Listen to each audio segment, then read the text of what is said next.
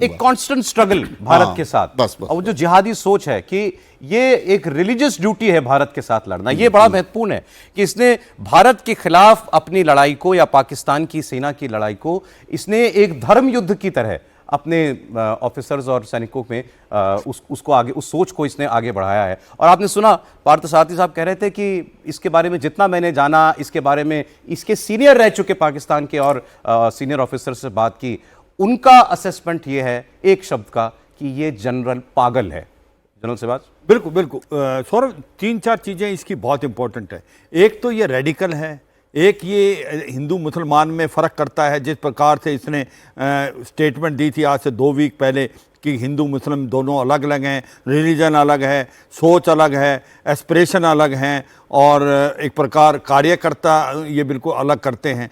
तो ये सच्चाई है कि ये एक उस माइंड का है कि इसने, जब पाकिस्तान ने ये चाहता है कि जम्मू और कश्मीर के अंदर 4 चीज़ें हैं।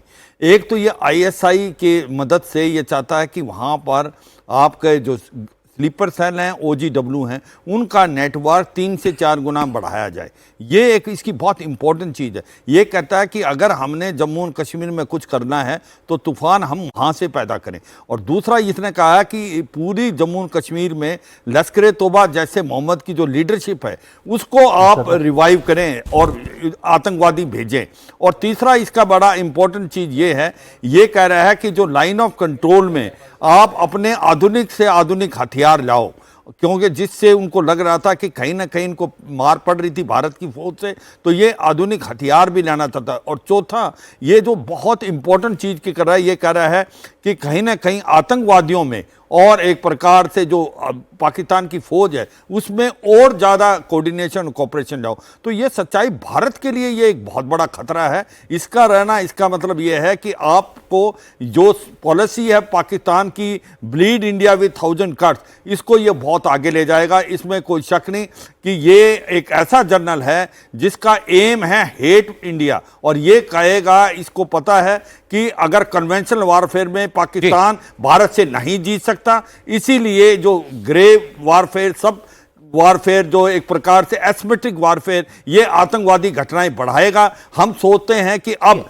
जिस प्रकार से हमने पहलगांव में ये एक्शन हुआ और उसके बाद हमने ऑपरेशन संदूर किया, एक न्यू हमने लाइन ड्रॉ कर दी है कि अगर कोई टेररिस्ट एक्शन होगा उसको हम एक एक्ट ऑफ वार मानेंगे। क्या अभी ये घटनाएं बंद होने वाली हैं? मुझे नहीं लगता, क्योंकि ये एक पागल है, जैसे बताएगा ये रेडिकलाइजेशन ज़्यादा फैलाने की कोशिश कर रहा है आतंकवादी। सर जैसा जो आप लोग, मतलब ये ऐसा आदमी है जो तबाह हो जाए, अपने देश को डुबा दे, लेकिन सरेंडर ना करे, वो सोच, उस सोच से है ये।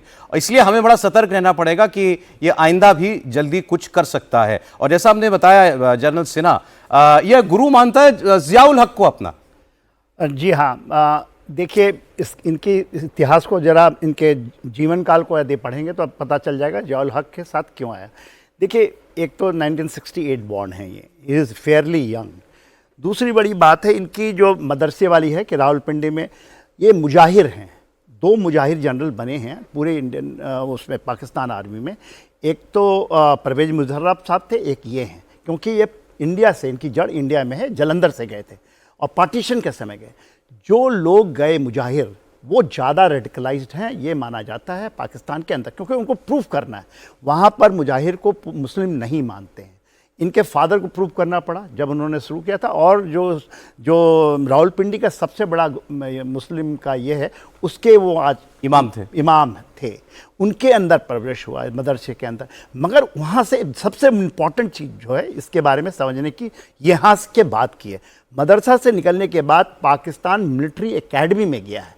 वो पाकिस्तान मिलिट्री एकेडमी में कुछ लोग ही मिलिट्री में आते हैं, इसके पकड़ उसके ज़्यादा लोग, जैसे डेविड हेडली इसका क्लासमेट है उस स्कूल में जिसमें वो मिलिट्री एकेडमी नहीं है, बट वो जैसे ऑफिसर्स ट्रेनिंग स्कूल से भर्ती हुआ है, सैनिक स्कूल, सैनिक, हाँ एग्जैक्ट, जैसे हमारा चहल है, जैसे एनडीए है हमारा, जैसे एनडीए हमारा मेन इंस्टीट्यूशन है, ये पाकिस्तान के मेन इंस्टीट्यूशन से नहीं गया। जैसे हमारा देखिए मिलिट्री स्कूल चहल, आप सोच लें, मिलिट्री स्कूल हमारा बेलगाम, इसका नाम नहीं आता है। ये मिलिट्री स्कूल्स हैं, वहाँ से लोग ज़्यादातर नहीं आते फौज में, वो जा सकते हैं सिविल में भी। तो ये, और इसने अपने जितने भी टेररिस्ट ऑर्गेनाइजेशन है वर्ल्ड के, और मैं तो यही नाम है डेविड हेडली का, जब इसके डीप में आप जाएंगे इसका सबका पर्सनल रिलेशंस है, इसलिए ये बहुत डेंजरस है। आज के दिन में यूनाइटेड स्टेट्स में, वेस्ट एशिया में जितने भी हमास सब देख रहे हैं, उसके जो भी टेररिज्म है, इसका जो IRGC जो ईरान के, उसके भी दोस्त हैं वहाँ पर।